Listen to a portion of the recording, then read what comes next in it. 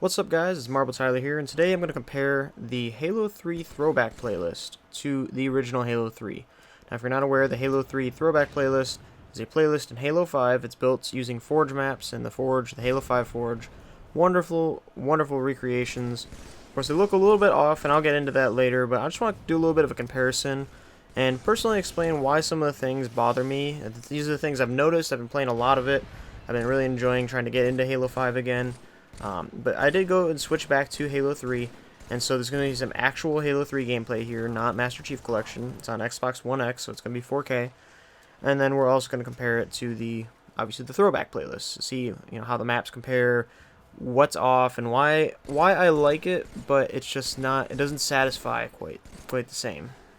Now, right off the bat, the grenades are just not that satisfying to use. That's not a problem with Halo 5. In fact, I really love the grenades in Halo 5.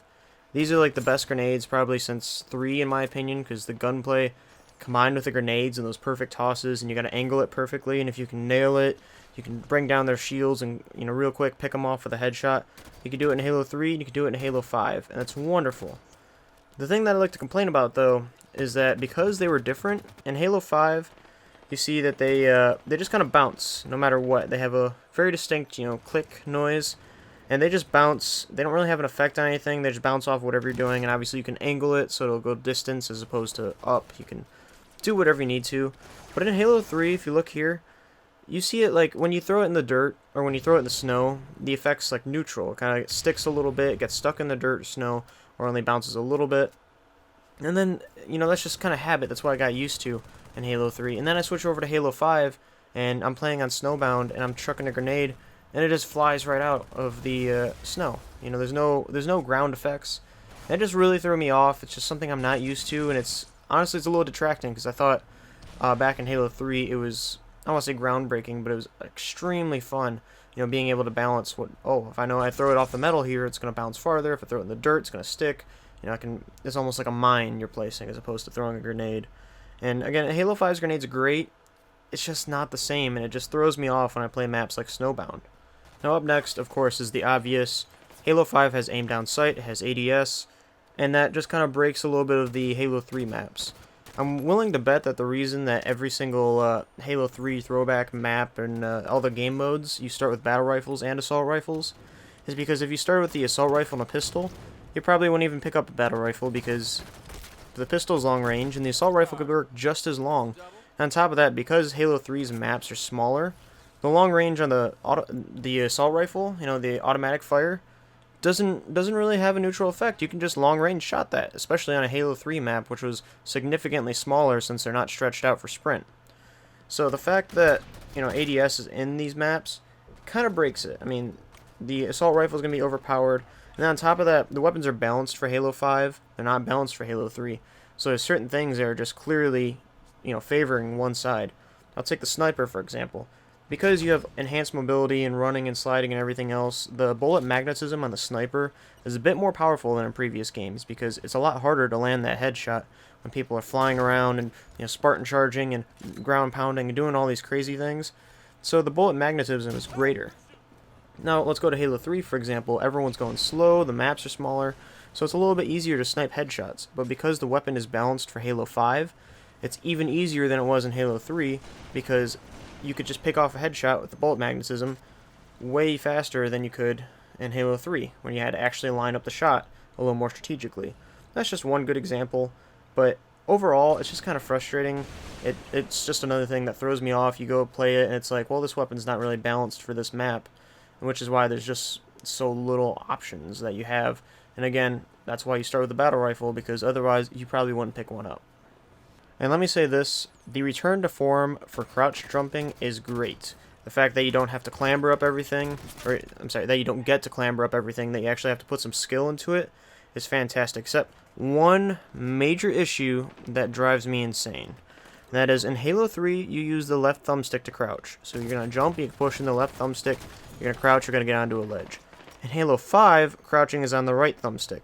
So I had to switch back and forth to record this footage, and I was going insane. It is mental, just the idea that you have to switch. And I'm sure this isn't a problem with the game, this isn't a problem for a lot of people, especially if you never played Halo 3 or if you haven't played it in a long time. but I was going insane. This was just driving me nuts. That's just a personal complaint. Honestly, there's nothing, I would expect 343 to keep it the same. That's just me complaining. And then I want to talk a little bit about the fact that these are all Forge maps. It bothers me. I look at these things and it's like, oh yeah, I remember this map. But it got uglier in the game. This game is, 8 years older, 9 years older, something like that. It throws me off, and that's not because of 343. I understand these are Forge maps. These are great recreations, very accurate to the original design. But I just can't stand the plasticky feel that everything has, and truthfully, Halo 5 in general has a very plasticky feel. It doesn't look like they're made of metal. It looks like it's made of, a painted white piece of cardboard, or, like I said, a toy or something like that. Like, everything seems like it's just not, like, I guess that goes to the art style, and I don't want to go on a huge tangent. But, you look at the Covenant and the Foreigner stuff, and it's not that believable. Even the human structures. And, of course, in Halo 3, it's developer-made, and I love that. And that's part of the reason that I kind of despise Halo 5 is because there's a lot of copy and paste and a ton of stuff that's not developer-made.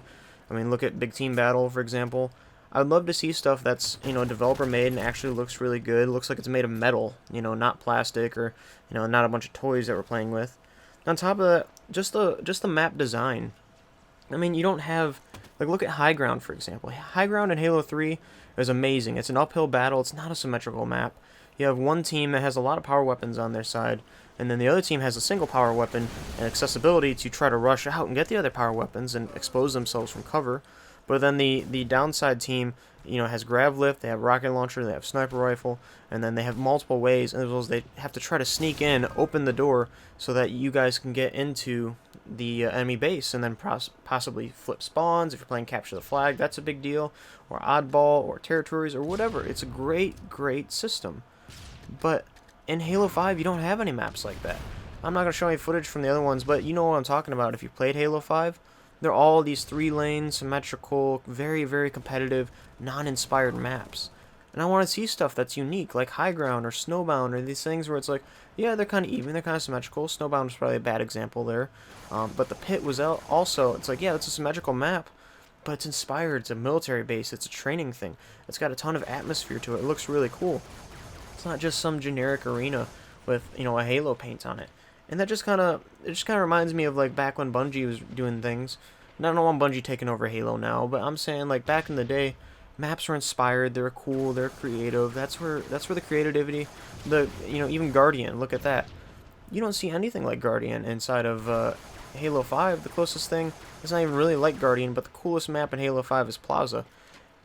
That's about it. I mean, honestly, Coliseum and all this other stuff, or the various versions of Truth and the various versions of whatever in the remixes, they're just uninspired. They're not beautiful. They're not creative.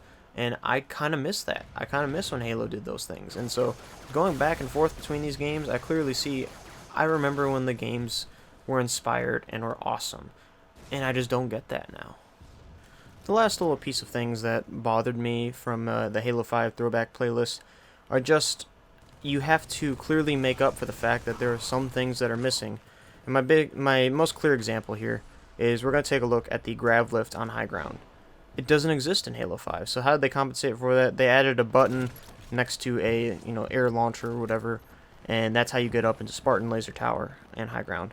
And it just kind of shows, like, where are those cool features and those cool pieces of equipment that we used to have? The Spartan abilities are interesting, but they're not Halo, and, because of that, we had to figure out a different way than a creative way to maneuver these maps. And that in itself just kind of showed me why Halo 3 just has a much better, more well-designed sandbox than Halo 5 does. Overall, it probably sounds like I've been hating on 343 and I've been hating on Halo 5. And while there are some things that bother me about Halo 5, I do love this playlist, and I don't want 343 to take this. I doubt they'll watch this, but I don't want them to interpret this as I don't like their playlist. Because truthfully, I love it. It adds some variety. It gives me something to do in Halo 5 and people to play with. Because I'll be making a follow-up video talking about how Halo 5 is kind of dead right now. And it kind of detracts because I've been trying to get into it, but it's hard. But I do love this playlist. It keeps it going, and I really wish it was Halo 3 Anniversary, but this will have to do. It doesn't quite satisfy as much as I hope it would, and I'm waiting for my Master Chief Collection update so I can play Halo 3 properly and I can experience it the way it's meant to be played. Until then, I'll just have to settle for this. It's a great game mode in a game that sadly couldn't live up to the same standards.